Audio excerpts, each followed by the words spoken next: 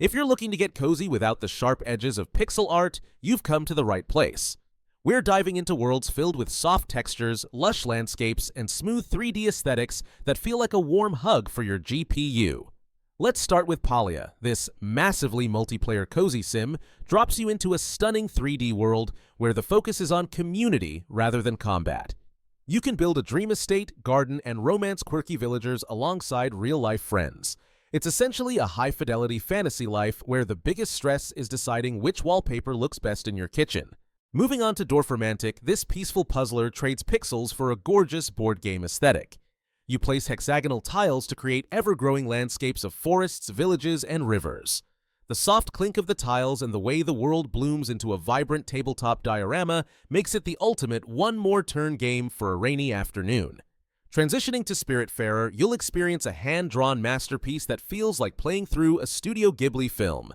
As a ferry master for the deceased, you build a boat to explore a mystical sea. It's a profound, emotional journey about saying goodbye, wrapped in beautiful animations, platforming, and management mechanics that never feel like a chore. Next up in Ooblets, things get delightfully weird with a saturated pop art style. Instead of fighting, you engage in adorable dance battles with tiny plant creatures you've grown on your farm. It's a quirky blend of creature collection and town life that prioritizes silliness and bean juice over high-stakes drama, all rendered in a smooth, vibrant 3D world. Looking at Tiny Glade, this is pure architectural zen without any management stress. You simply doodle castles and ruins in a lush meadow, and the game's procedural magic turns your brushstrokes into realistic masonry and ivy.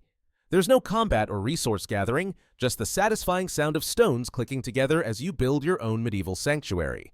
Advancing to My Time. At Sandrock, you're whisked away to a desert frontier that proves cozy doesn't have to be green. As a builder, you'll construct complex machines to help a struggling town thrive. The 3D world is massive, filled with dungeons to explore and a huge cast of characters to marry, all while maintaining a wholesome, adventurous spirit. Shifting gears to Astroneer, this low-poly space adventure offers a uniquely tactile experience. You can reshape the terrain of entire planets like digital clay while building bases and rovers. The toy-like aesthetic and the absence of traditional enemies make exploration feel like playing with a high-tech Lego set in the stars. Climbing with a short hike, you'll find a game that uses a unique, crunchy 3D style to mimic a lo-fi nostalgic feeling.